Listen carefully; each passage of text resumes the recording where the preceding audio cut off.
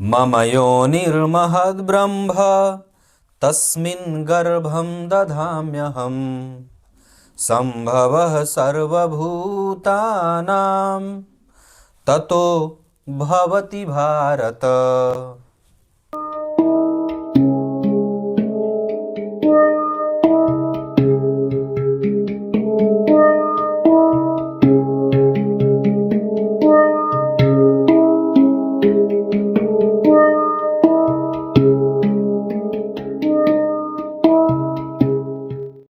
प्रिय दर्शकों नमस्कार।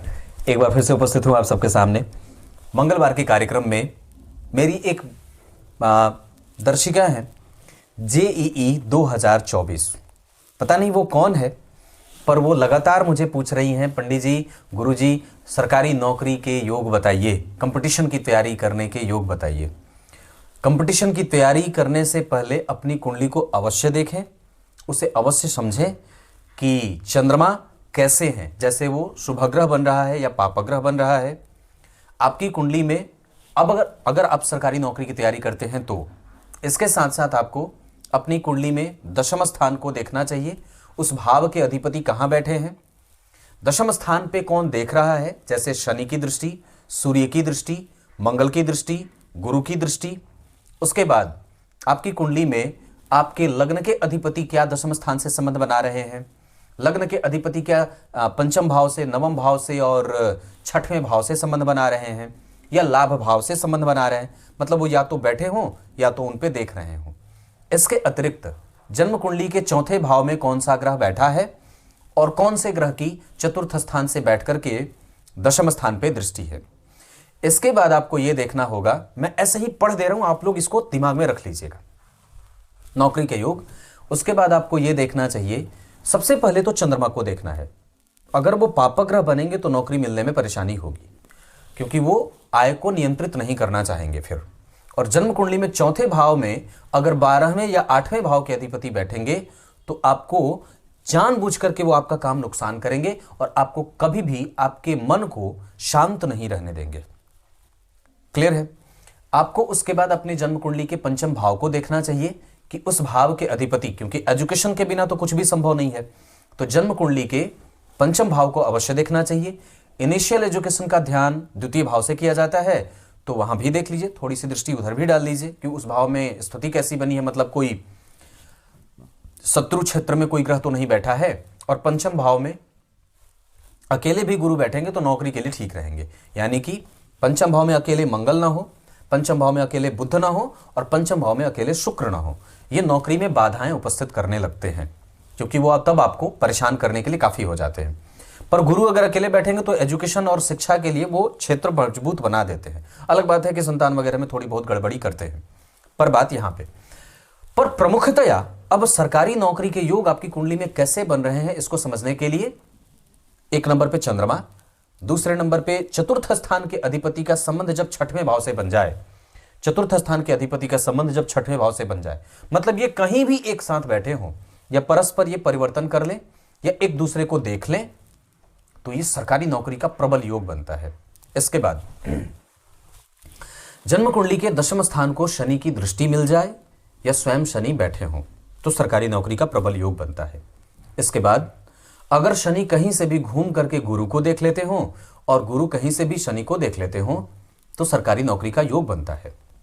इसके अतिरिक्त जब जन्म कुंडली के दशम स्थान की स्थिति बलवान हो, मतलब वहां पे युति करने वाले ग्रह अगर अच्छे बैठे हों, जैसे सूर्य और बुध वृश्चिक राशि के, जैसे मेष राशि के सूर्य और बुध, जैसे शुक्र और बुध तुला राशि के, जैसे मीन राशि के गुरु और वहीं पे शुक्र बैठे हों, तो ये बहुत ही ज्यादा बलवान स्थिति कही जाएगी।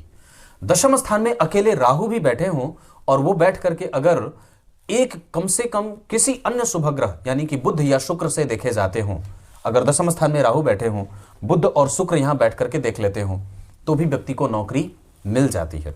लग्नेश अगर छठवें भाव में चतुर्थ भाव के अधिपति के साथ बैठे हों तो भी सरकारी नौकरी का योग बन जाता है।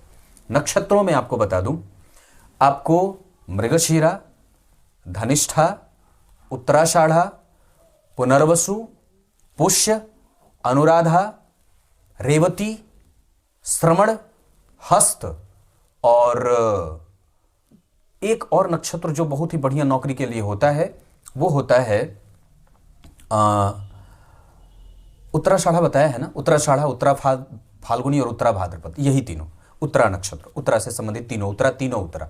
तो ये भी नक्षत्र अगर आपका जन्म हुआ है तो इसमें आप जा सकते हैं। बाकी और भी नक्षत्र हैं, ऐसे मैंने जितने नाम लिए हैं यही कोई आवश्यक नहीं है कि आप जितने भी नौकरी करने वाले हैं सब इसी नक्षत्र में जन्मे हैं, ऐसा नहीं है, पर नक्षत्र विशेष ये बहुत ज्यादा अच्छे हो जाते हैं। इसके बाद आपको मैं एक बात और भी बता दूं, अगर आपकी कुंडली में सूर्य राहु से दृष्ट नहीं है, अगर आपकी कुंडली में सूर्य के ऊपर राहु की दृष्टि नहीं है, और अगर आपकी कुंडली में चंद्रमा के ऊपर राहु की दृष्टि नहीं है, तो आप पूरे कंसंट्रेशन के साथ काम कर पाते हैं और आप अपने पूरे आत्मविश्वास के साथ नौकरी की तैयारी करते हैं। अगर नौकरी आप इंटरव्यू वाला कर रहे हैं, मतलब जिसमें इंटरव्यू की भी स्थिति बनती हो, तो उसके लिए आपको हमेशा ही अपनी कुंडली में बुध को बल देने की आवश्यकता है, और उसके लिए भगवान गणेश के मंत्रों का जप काफी रहेगा और सूर्य को अर्घ देने का काम बहुत बेहतर होता है। आपकी जन्म कुंडली में अगर भाग्य भाव बढ़िया नहीं हो तो नौकरी को भाग्य का सुख नहीं मिलता। इस वजह से आपको भाग्य का बल भी प्राप्त होना चाहिए। मतलब कुंडली में अगर भाग्य भाव थोड़ा कमजोर भी हो, कोई मान लीजिए कोई ग्रह नीच का बैठा हो या ये भाव खाली हो, इस भाव पे किसी ग्रह की दृष्टि ना जाती हो, पर गुरु आपकी कुंडली में अगर केंद्र में बैठे हों या गुरु की दृष्टि इस भाव पे पड़ती हो कहीं से भी, या तो यहां बैठे होंगे तो देखेंगे, यहां बैठे होंगे तो देखेंगे, या लग्न में बैठे होंगे तो देखेंगे, तो भी आपको सरकारी नौकरी का सुख मिल सकता है।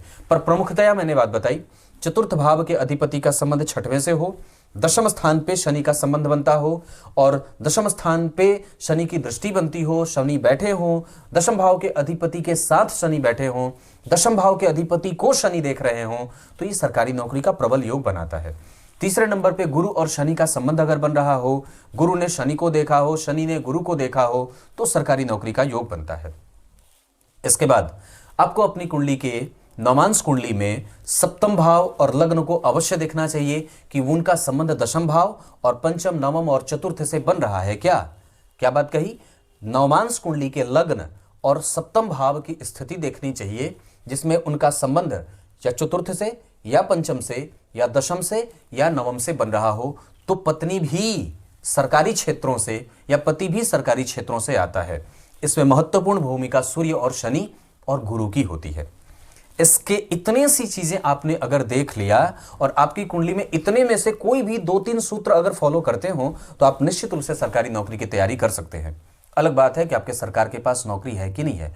उत्तराखंड के मेरे एक मित्र हैं, मित्र तो नहीं है, उनकी कुंडली आई थी और कमल नाम है उनका, वो सरकारी नौकरी की तैयारी करते हैं, पीसीएस वगैरह की तैयारी करते हैं, पर वो अपने स्टेटस अपडेट में जब हमेशा लिखते हैं उत्तराखंड में ये घोटाला हुआ, अभी हाल ही में वहाँ पे कोई नौकरी हुई थी उसमें भी लोग घोटाला किए, पेपर लीक हो गया।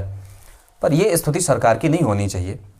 आप जरा सोचिए, आप लोग धर्म ग्रंथों को दोष देते हैं, आप लोग भगवान के ग्रंथों को दोष देते हैं, आप लोग भगवान में सवाल करते हैं, तो आपके जो भगवान बने बैठे हैं सिंहासन पे, जो आते हैं आपके दरवाजे पे तो फूल की माला चढ़ाते हैं, वो आपके साथ क्या कर रहे हैं?